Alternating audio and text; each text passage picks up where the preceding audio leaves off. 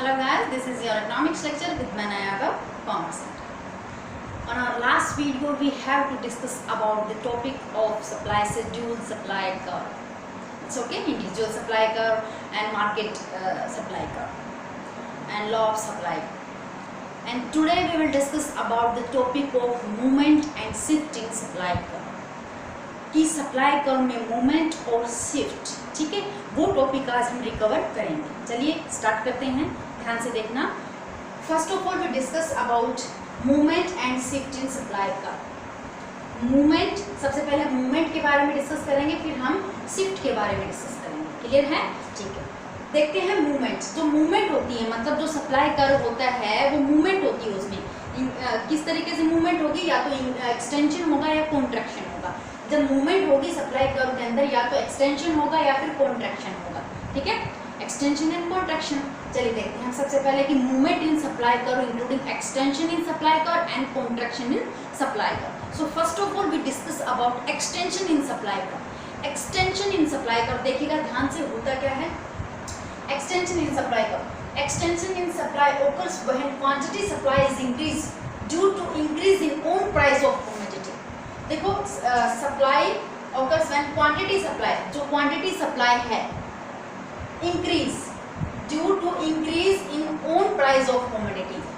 Quantity supply increase हो रही है किसकी वजह से? ओन प्राइस ऑफ कमोडिटी, मतलब जो कमोडिटी है, जो गुड्स है, उसकी खुद की कीमत की वजह से, खुद के प्राइस की वजह से.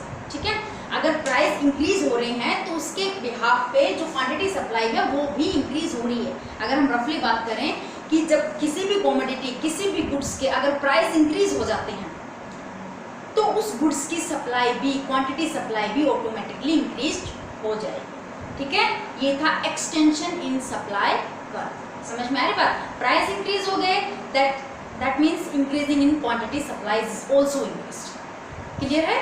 चलिए देखते हैं हम डायग्राम्स, शेड्यूल एंड डायग्राम के हिसाब से भी एक्सटेंशंस इन सप्लाई कर्व को क्लियर कर लेते हैं. ये देखिए शेड्यूल, ये प्राइसेस डिनोट की है मैंने, और यहाँ पर क्वांटिटी ली है. क्वांटिटी दैट मीन्स सप्लाई ली है. ठीक है, जब प्राइसेस 1 थे, जब प्राइसेस क्या थे? 1 थी, तो क्वांटिटी सप्लाई कितनी थी? वो भी 1 थी.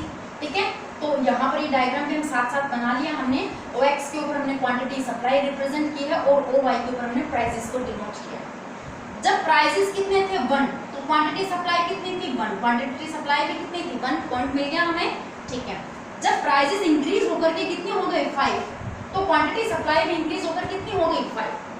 जब प्राइस बढ़े तो क्वांटिटी सप्लाई भी इंक्रीज हो गई. यही तो बताया मैंने, एक्सटेंशन इन सप्लाई.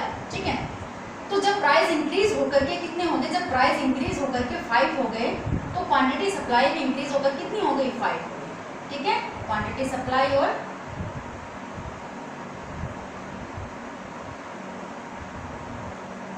अब देखिए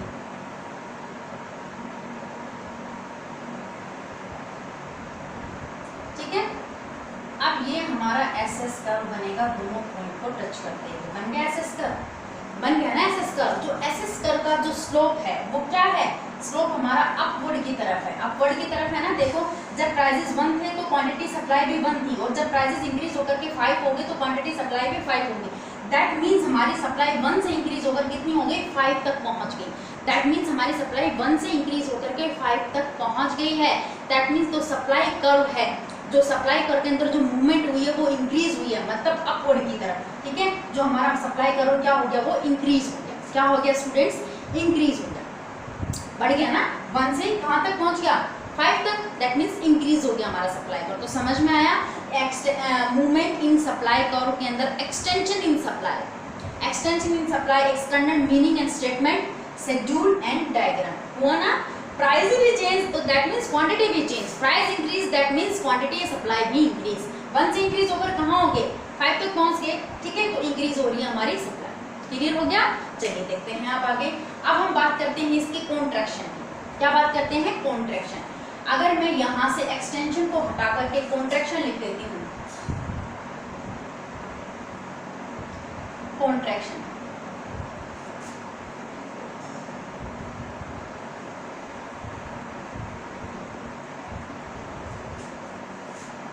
डिक्रीज, यहाँ भी डिक्रीज.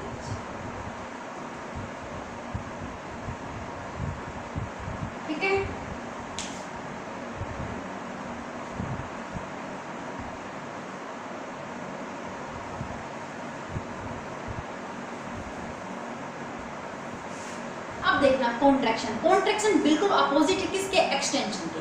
तो कॉन्ट्रैक्शन की अगर हम बात करते हैं तो क्या होता है कॉन्ट्रैक्शन, कि contraction in supply occurs when quantity supply decreased, quantity supply क्या हो रही है, डिक्रीज हो रही है due to decrease in own price of commodity. किसी भी गुड्स की, किसी भी कमोडिटी की उसके प्राइस की वजह से उसकी क्वांटिटी सप्लाई भी क्या हो रही है, डिक्रीज हो रही है। अगर किसी भी गुड्स की अगर प्राइस डिक्रीज हो जाते हैं तो उसकी क्वांटिटी सप्लाई भी क्या होगी, डिक्रीज होगी। That is the contraction in supply. समझ में आया? एक्सटेंशन के बिल्कुल अपोजिट है कॉन्ट्रैक्शन। एक्सटेंशन में प्राइस इंक्रीज तो सप्लाई भी इंक्रीज, कॉन्ट्रैक्शन में अगर प्राइस डिक्रीज तो सप्लाई, क्वांटिटी सप्लाई भी डिक्रीज। ठीक है, चलिए देखते हैं हम। अगर यहाँ पर प्राइस हमने रखे 5, जब प्राइस 5 थे तो क्वांटिटी सप्लाई भी कितनी थी, 5। ठीक है, जब प्राइस हमारे डिक्रीज होकर कितने हो गए, 1। जब प्राइस डिक्रीज होकर 1 हो गए तो क्वांटिटी सप्लाई भी डिक्रीज होकर कितनी हो गई, 1। समझ में आ रही बात? जब प्राइसेस हमारे 5 थे तो क्वांटिटी सप्लाई भी 5 थी। जब प्राइस डिक्रीज होकर 1 हो गए तो क्वांटिटी सप्लाई भी डिक्रीज होकर 1 हो गई। डायग्रामिकली रिप्रेजेंटेशन देखिए इसका, कि ये हमने OX, ये OY, यहाँ पर हमने प्राइसेस को दिखाया है, यहाँ पर हमने क्वांटिटी को।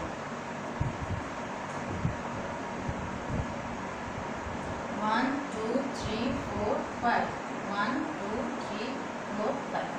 अब हम बात करते हैं जब प्राइसेस 5 थे, कितने थे प्राइसेस 5, तो क्वांटिटी सप्लाई भी कितनी थी, 5। ठीक है, प्राइसेस भी 5 हैं, क्वांटिटी सप्लाई भी कितनी है, 5 है। मिल गया पॉइंट हमें? ठीक है, जब प्राइसेस डिक्रीज होकर कितने हो गए, 1। प्राइसेस डिक्रीज होकर 1 हो गए तो क्वांटिटी सप्लाई भी कितनी हो गई, 1। ठीक है, ये वाला पॉइंट क्या बन गया हमारा, ये बन गया हमारा SS कर्व। ठीक है, 5 से डिक्रीज होकर हमारी सप्लाई 1 के ऊपर आ गई, that means contraction in supply. ये एरो का ध्यान रखना है हमने। ठीक है, लास्ट में मैंने इंक्रीज करके दिखाया था, 1 से इंक्रीज होकर 5 हुई थी। अब 5 से डिक्रीज होकर हमारी सप्लाई कहाँ पर आ गई, 1 वाले पॉइंट के ऊपर आ गई। ठीक है, दैट मींस जो हमारी सप्लाई है due to his own prices of commodity की वजह से 5 से डिक्रीज होकर हमारे जो क्वांटिटी है वो कहाँ तक आ गई, 1 तक आ गई। डिक्रीज हो गया, ठीक है, कम हो गई हमारी, कम हो गई तो हमने क्या बोल दिया इसको, that is the contraction in supply. That is the contraction in supply. समझ में आया? आई थिंक आ गया होगा, ज़्यादा हार्ड नहीं है। तो अब मैंने ये टॉपिक रिकवर कर लिया है आज का, कि जो मूवमेंट मैंने बताया था कि मूवमेंट जो होता है सप्लाई के अंदर वो 2 तरीके से होता है, एक्सटेंशन एंड कॉन्ट्रैक्शन। ठीक है, तो एक्सटेंशन भी बता दिया आपको और कॉन्ट्रैक्शन भी मैंने आपको बता दिया with the help of standard statement and meaning, with the help of schedule and with the help of date. Clear हो गया? कोई डाउट नहीं है? Movement in supply. ठीक है, सप्लाई के अंदर जो मूवमेंट रहती है वो extension and contraction. Extension increase हो रही है, कॉन्ट्रैक्शन एक तरीके से क्या होती है, डिक्रीज होती है due to non price of a commodity. अब हम बात करते हैं शिफ्ट इन सप्लाई। सप्लाई के अंदर जो शिफ्ट होता है, जो सप्लाई का शिफ्ट होता है, या तो अपवर्ड की तरफ शिफ्ट होगा या फिर बैकवर्ड की तरफ शिफ्ट होगा। ठीक है, तो जो शिफ्टिंग है उस शिफ्टिंग को हम 2 तरीके से मानते हैं। ठीक है, 2 तरीके से हो सकता है शिफ्ट। पहले हो सकता है increase and decrease in supply. ठीक है, फर्स्ट इंक्रीज दिया गया है, सेकंड वाला क्या दिया गया है, डिक्रीज दिया गया है। ठीक है, जो सप्लाई कर्व के अंदर जो शिफ्ट होगा वो 2 तरीके से होगा, first increase and second one is the decrease in supply. तो क्या शिफ्ट के बारे में पढ़ें? सबसे फर्स्ट ऑफ ऑल हम इंक्रीज के बारे में डिस्कस करेंगे कि इंक्रीज इन सप्लाई। ठीक है, देखिए, increase in supply occurs when more is supplied at the existing price of a commodity। सोचने वाली बात है, आया समझ में? नहीं आया कोई बात नहीं, फिर से बता देते हैं। ठीक है, कि इंक्रीज इन सप्लाई का, सप्लाई का क्या होता है हमारा, इंक्रीज होता है occurs when more is supplied। Supply हमारी ज़्यादा हो जाती है, that means quantity supply is more. Quantity supply क्या है हमारी, ज़्यादा हो जाती है। कब? At the existing rate of existing price of commodity. Commodity का प्राइस जो है वो बिल्कुल सेम है, बिल्कुल एग्जिस्टिंग है, कोई चेंजेस नहीं हुआ है उसके अंदर। कमोडिटी के प्राइस में कोई चेंज नहीं हुआ, बट जो कमोडिटी की सप्लाई थी हमारी, ठीक है, सप्लाई क्या हो गई, इंक्रीज हो गई। ठीक है, प्राइस में कोई चेंज नहीं है, एग्जिस्टिंग प्राइस की बात कर रहा है, मतलब सेम प्राइस की बात कर रहा है, बट जो क्वांटिटी सप्लाई इज मोर। ठीक है, क्वांटिटी सप्लाई इंक्रीज हो जाती है बिना प्राइस के इंक्रीज हुई, that is the increasing in supply. समझ में आया? चलिए देखते हैं। ये देखिए, ये प्राइसेस हैं, ये क्वांटिटी है। जब प्राइसेस 10 थे तो क्वांटिटी कितनी थी, 20। जब प्राइसेस 10 थे तो क्वांटिटी सप्लाई कितनी थी, 20 यूनिट्स की हम सप्लाई कर रहे थे। और जब प्राइसेस सेम 10 है, देखो एग्जिस्टिंग प्राइस का मतलब है प्राइसेस में कोई चेंजेस नहीं है, मतलब प्राइसेस बिल्कुल सेम लेवल के ऊपर हैं। जब प्राइसेस सेम है, एग्जिस्टिंग प्राइस ही है, ठीक है, तब भी हमारी क्वांटिटी सप्लाई क्या हो जाती है, इंक्रीज हो जाती है। कितनी हो गई, 30। 10 प्राइस थे तब भी 20 हम यूनिट को सेल कर रहे थे, सप्लाई कर रहे थे। जब प्राइसेस 10 है तो हमारी क्वांटिटी सप्लाई क्या हो जाती है, इंक्रीज हो जाती है। कितना, 30, 10 यूनिट्स ज़्यादा हम सप्लाई करेंगे। समझ में आई बात? प्राइस बिल्कुल सेम है लेकिन सेम प्राइसेस के ऊपर हमारी क्वांटिटी सप्लाई का इंक्रीज हो जाना, that is increasing in supply. समझ में आई बात? डायग्रामिकली देख लीजिएगा, 10, 20, 30, 40, 10, 20, 30, 40। जब प्राइसेस 10 है, प्राइसेस 10 है तो क्वांटिटी कितनी है हमारे पास, क्वांटिटी सप्लाई है 20। मिल गया पॉइंट? ठीक है। जब प्राइसेस सेम फिर से 10 है तो क्वांटिटी सप्लाई कितनी है। अब देखो यहाँ हमारा क्या बन गया, यहाँ हमारा बन गया सप्लाई का।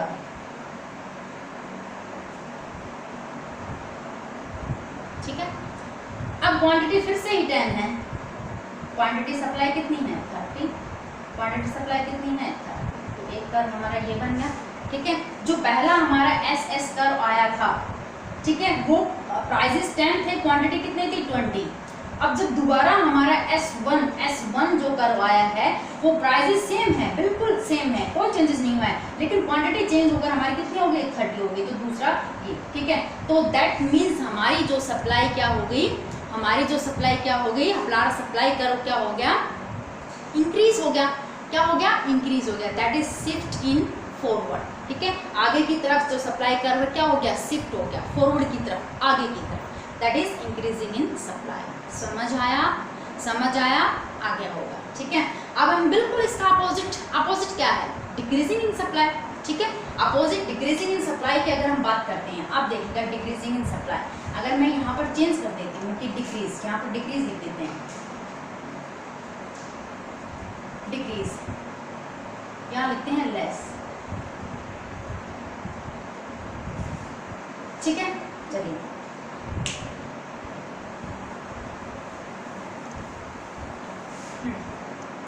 डिक्रीज इन सप्लाई की बात करते हैं कि decrease in supply occurs when less is quantity supply, less is quantity supply at the existing price of a commodity. ठीक है। गुड्स के जो प्राइसेस हैं वो गुड्स के प्राइसेस बिल्कुल सेम हैं।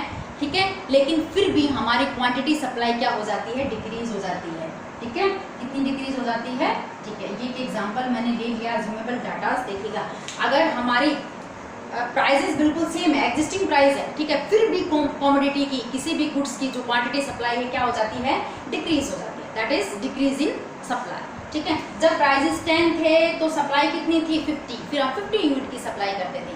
जब प्राइसेस बिल्कुल सेम है, एग्जिस्टिंग है, बिल्कुल सेम है, कोई चेंजेस नहीं हुआ है, तब हमारी क्वांटिटी सप्लाई डिक्रीज होकर कितनी हो गई 30। कितनी हो गई, डिक्रीज होकर के 30 हो गई। समझ में आ रही बात? कितनी हो गई 30। सेम प्राइसेस के ऊपर हम पहले 50 यूनिट को सेल करते थे, सेम प्राइसेस के ऊपर बाद में हम 30 यूनिट को सेल करें, that is the decrease in supply. ठीक है। Decrease in supply, OX OY, यहाँ प्राइसेस, यहाँ क्वांटिटी।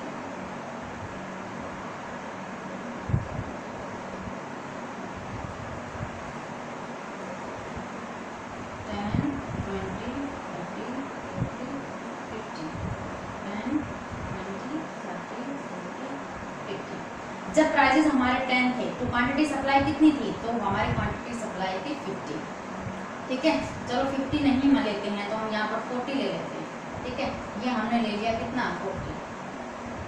सप्लाई कर्व बन गया हमारा, ये आ गया हमारा सप्लाई कर्व। ठीक है। अब देखिए ये ऐसे सप्लाई कर्व आ गया है, प्राइसेस 10 है, फिर हमारी सप्लाई है वो कितनी आ गई 30। 10 प्राइसेस के ऊपर सप्लाई कितनी आ गई हमारी 30।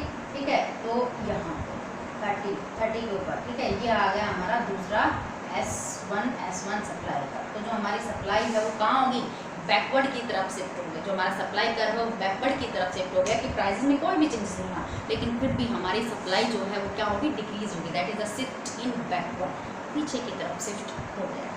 ठीक है। सो स्टूडेंट्स, आज की जो लेक्चर था समझ में आया आपको? आज हमने क्या क्या टॉपिक डिस्कस किए हैं। सबसे पहले movement in supply curve, movement that means include extension and contraction in supply curve with the help of statement, with the help of schedule and diagram. And shift in supply curve include increasing and decreasing with the help of standard statement, schedule and diagram. आज की video में इतना ही, कल मिलते हैं another video के साथ में, तब तक के लिए थैंक यू।